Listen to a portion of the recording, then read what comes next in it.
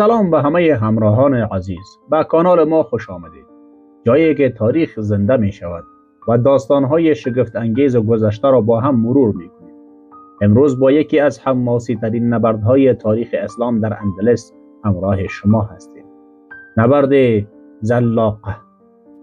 در این نبرد سرنوشت ساز در سال 479 هجری نیروهای مسلمان متحد شدند تا در برابر تهدید نیروهای مسیحی ایستادگی کنند و از سرزمین‌های خود دفاع نمایند. این داستان نماد از اتحاد و مقاومت است که همچنان در تاریخ ماندگار شده است. برای حمایت از کانال حتما ویدیو را لایک کنید، نظراتتان را برای ما بنویسید و کانال را سابسکرایب کنید تا از ویدیوهای جذاب تاریخی بعدی ما با خبر شوید. زنگوله را هم بزنید تا هیچ ویدیویی را از دست ندهید. بریم که این نبرد تاریخی را با هم مرور کنیم.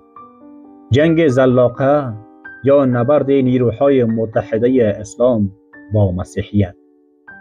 سقوط تلیتله به دست آلفونس ششم پادشاه کاستیل ملوک الطوایف مسلمین را سخت تکان داد و اصحاب گرانی که در آن فرو رفته بودند بیدار نمود و از جدایی و اختلافی که سالها به آن خو کرده بودند آگاه ساخت. در آن هنگام حقیقت تکان دهنده‌ای که از درک آن چشم می پوشیدند برای آنها آشکار شد و آن این که پادشاه نیرومند کاستیل تصمیم دارد به سرنوشت همه آنها خاتمه دهد و در صدد است که اسلام را در سراسر آسمان